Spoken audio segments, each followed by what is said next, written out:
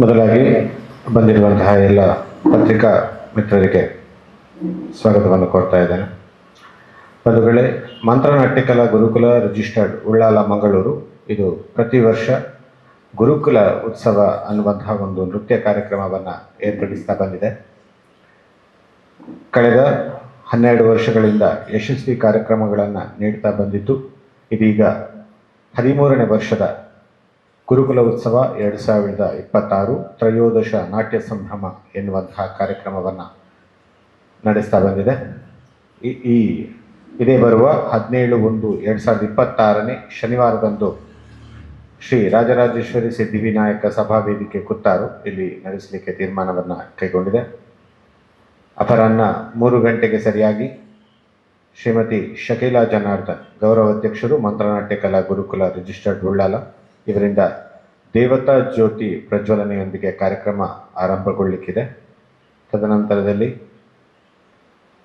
ಸಭಾ ಕಾರ್ಯಕ್ರಮದ ಉದ್ಘಾಟನೆಯನ್ನು ಶ್ರೀಯುತ ರಾಜೇಶ್ ಜಿ, ಸಹಾಯಕ ನಿರ್ದೇಶಕರು ಕನ್ನಡ ಮತ್ತು ಸಂಸ್ಕೃತಿ ಇಲಾಖೆ ಮಂಗಳೂರು ಇವರು ನೆರವೇರಿಸಲಿಕ್ಕಿದ್ದಾರೆ.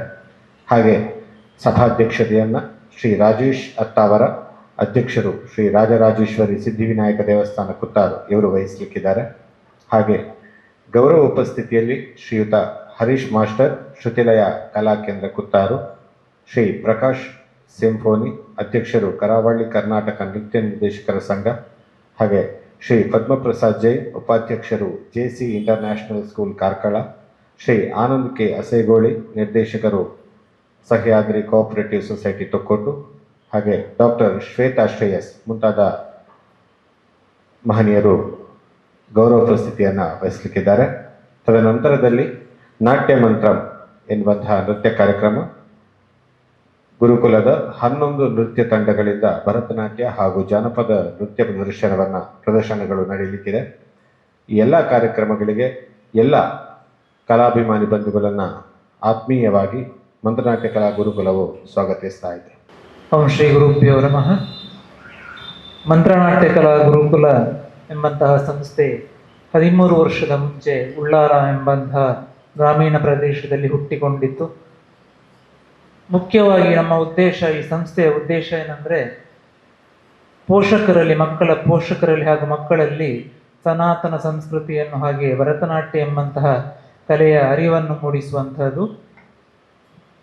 ನಮ್ಮ ಸಂಸ್ಥೆ ಕೇವಲ ನೃತ್ಯಕ್ಕೆ ಸೀಮಿತವಾಗದೆ ಸಾಮಾಜಿಕ, ಧಾರ್ಮಿಕ, ನೈತಿಕ ಹಾಗೆ ಸಮಾಜದಲ್ಲಿರುವಂತಹ ವಿಶಿಷ್ಟ ವಿಭಿನ್ನ ಚೇತನ ಮಕ್ಕಳ ಶಾಲೆಗಳಲ್ಲಿ ಕಾರ್ಯಾಗಾರವನ್ನು ಮಾಡುವಂತಹದ್ದು, ಹಾಗೆ ವೃಕ್ಷ ಎನ್ನುವಂತಹ ವಿಭಿನ್ನ ಕಾರ್ಯಕ್ರಮ, ಮಕ್ಕಳಲ್ಲಿ ಆ ವೃಕ್ಷವನ್ನು ನೆಟ್ಟು ಪರಿಸರ ಸಂರಕ್ಷಣೆಯನ್ನು ಮಾಡುವಂತಹ ಉದ್ದೇಶ, ಹಾಗೆಯೇ ಜನಪದ ಅಳಿವಿನಂಚಿನಲ್ಲಿರುವಂತಹ ಅನೇಕ ಜನಪದ ಕಲಾ ಪ್ರಕಾರಗಳ ನಾವು ಗಮ್ಮಟವನ್ನು ಮಾಡಿದ್ದೇವೆ. ಹಾಗೆ ಇಂತಹ ಇನ್ನೂ ಹಲವು ಕಾರ್ಯಕ್ರಮಗಳ ಉದ್ದೇಶವನ್ನು ನಾವು ಕನ್ನಡ ಮತ್ತು ಸಂಸ್ಕೃತಿ ಇಲಾಖೆ, ಕರ್ನಾಟಕ ಸರ್ಕಾರ, ಹಾಗೆಯೇ ಅನೇಕ ಸಂಘ ಸಂಸ್ಥೆಗಳು ಹಾಗೂ ಕಲಾಭಿಮಾನಿ ಬಂಧುಗಳ ನೆರವಿನಿಂದ ಮಾಡಬೇಕೆಂದು ಆಲೋಚನೆಯನ್ನು ಇಟ್ಟುಕೊಂಡಿದ್ದೇವೆ. ಇದೀಗ 13ನೇ ವರ್ಷದ ಗುರುಕುಲ ಉತ್ಸವವನ್ನು ಬಹಳ ಅದ್ದೂರಿಯಿಂದ ಶ್ರೀ ರಾಜರಾಜೇಶ್ವರಿ ದೇವಿಯ ಸನ್ನಿಧಿಯಲ್ಲಿ ನಾವು ಹಮ್ಮಿಕೊಂಡಿದ್ದೇವೆ. ಎಲ್ಲ ಸಂಘ ಸಂಸ್ಥೆಗಳು, ಕಲಾಭಿಮಾನಿ ಬಂಧುಗಳು ಇಷ್ಟರವರೆಗೂ ನಮಗೆ ಸಹಕಾರವನ್ನು ನೀಡ್ತಾ ಬಂದಿದ್ದೀರಿ. ಇನ್ನು ಮುಂದಕ್ಕೂ ನಿಮ್ಮ ಸಹಕಾರದ ನಿರೀಕ್ಷೆಯಲ್ಲಿ, ಹಾಗೆ ಬಂದಂತಹ ಮಾಧ್ಯಮ ಮಿತ್ರರಿಗೆ ಎಲ್ಲರಿಗೆ ವಂದನೆಗಳನ್ನು ಸಲ್ಲಿಸುತ್ತಾ ನಿಮ್ಮ ಪೂರ್ಣ ಸಹಕಾರವನ್ನು ನಾವು ಅಪೇಕ್ಷಿಸುತ್ತಾ ನನ್ನ ಮಾತಿಗೆ ವಿರಾಮವನ್ನು ನೀಡುತ್ತಿದ್ದೇನೆ. ನಾಟ್ಯಂ ಗೆಲ್ಲಿ.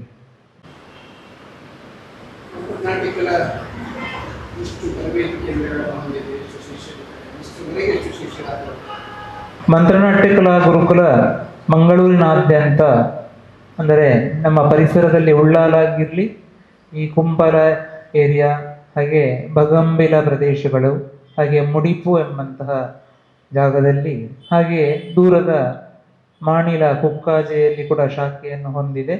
ಇನ್ನು ಮುಂದಕ್ಕೂ ಅನೇಕ ಶಾಖೆಗಳನ್ನು ಆರಂಭಿಸುವಂತಹ ಉದ್ದೇಶವನ್ನು ಇಟ್ಟುಕೊಂಡಿದೆ. ಈವರೆಗೆ ನಮ್ಮ ಸಂಸ್ಥೆಯಲ್ಲಿ 400-500ಕ್ಕಿಂತ ಹೆಚ್ಚು ಮಕ್ಕಳು ವಿದ್ಯಾರ್ಜನೆಯನ್ನು ಮಾಡಿ ಕಲೆಯನ್ನು ತಮ್ಮ ಜೀವನದಲ್ಲಿ ಅಳವಡಿಸಿಕೊಂಡಿದ್ದಾರೆ.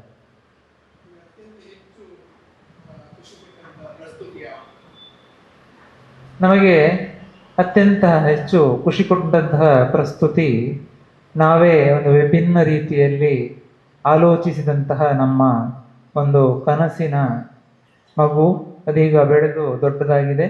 13 ವರ್ಷದ ಹಿಂದೆ ಮೋಕ್ಷಂ ಎನ್ನುವಂತಹ ಒಂದು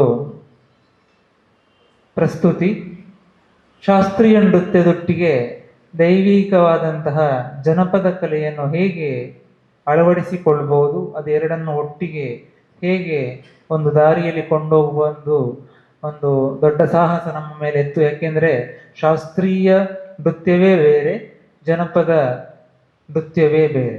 ಅದೇ ಎರಡು ಸೇರಿಸಿಕೊಳ್ಳುವಂತಹ ಆಸೆ ನನಗೂ ಮತ್ತು ನನ್ನ ಮಿತ್ರ ಕಿರಣ್ ಅವರಿಗೂ ಇತ್ತು.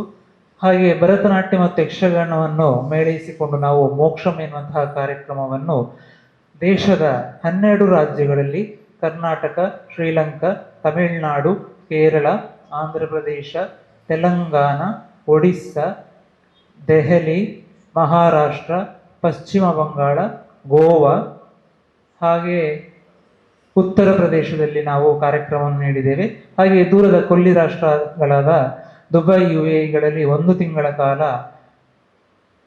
ಭರತನಾಟ್ಯ, ಯಕ್ಷಗಾನ, ಕಥಕ್, ಒಡಿಸಿ ಹಾಗೂ ಕೂಚಿಪುಡಿಯನ್ನು ಮೇಳೈಸಿಕೊಂಡು ಸಮ್ಮೇಳನ ಎಂಬಂತಹ ಕಾರ್ಯಕ್ರಮವನ್ನು 60 ರಾಷ್ಟ್ರಗಳ ಕಲಾವಿದರ ಜೊತೆಗೆ ಆ ದೊಡ್ಡ ವೇದಿಕೆಯಲ್ಲಿ ಪ್ರದರ್ಶಿಸಿ ಭಾರತದ ಒಂದು ಕೀರ್ತಿಯನ್ನು ನಾವು ತಕ್ಕ ಮಟ್ಟಿಗೆ ನಮ್ಮ ಕಡೆಯಿಂದ ತಕ್ಕ ಮಟ್ಟಿಗೆ ನಾವು ಕಾಪಾಡಿಕೊಂಡು ಬಂದಿದ್ದೇವೆ ಎಂದು ಹೇಳಲು ಇಷ್ಟಪಡ್ತೇನೆ. ಹಾಗೆಯೇ ಅನೇಕ ಇನ್ನಿತರ ಶ್ರೀಲಂಕಾದಲ್ಲಿ ಕೂಡ ನಾವು ಕಾರ್ಯಕ್ರಮವನ್ನು ಮಾಡಿದ್ದೇವೆ. ಹಾಗೆ ಇನ್ನಿತರ ನಮ್ಮದೇ ನೃತ್ಯ ರೂಪಕಗಳು ತ್ರಿಶಕ್ತಿ ಆಗಿರಲಿ, ರುದ್ರ ವೀರಭದ್ರ ಆಗಿರಲಿ, ನೃಸಿಂಹ ಆಗಿರಲಿ, ಹಾಗೆ ಸ್ವರ್ಗಾದಪಿ ಗರಿಯೇಸಿ ಆಗಿರಲಿ ಇಂತಹ ವಿಭಿನ್ನ ಆಲೋಚನೆಯ ನೃತ್ಯ ರೂಪಗಳನ್ನು ನಾವು ಸಮಾಜಕ್ಕೆ ನೀಡಿದ್ದೇವೆ.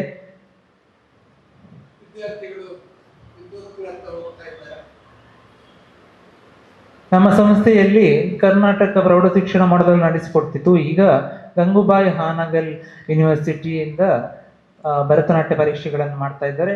ಅನೇಕ ಮಕ್ಕಳು ನಮ್ಮ ಜೂನಿಯರ್, ಸೀನಿಯರ್ ವಿದ್ವತ್ತನ್ನು ಆ ಪರೀಕ್ಷೆಗೆ ತಯಾರಿಯನ್ನು ನಡೆಸ್ತಾ ಇದ್ದಾರೆ.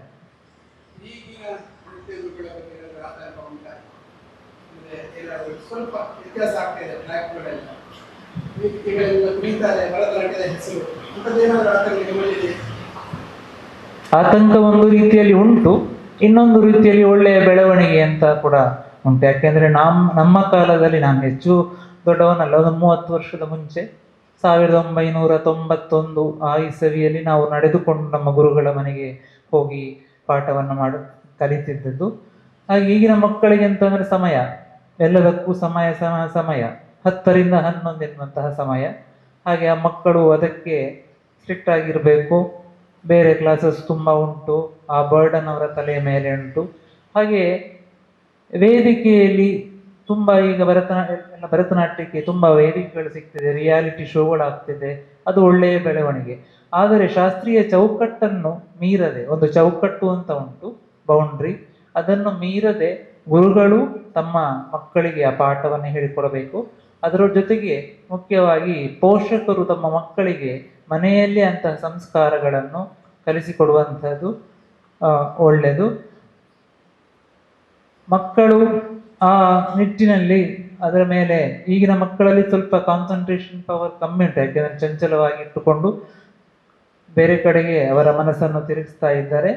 ಆದರೂ ಕೂಡ ಒಂದು ರೀತಿಯಲ್ಲಿ ಒಳ್ಳೆಯ ಬೆಳವಣಿಗೆ.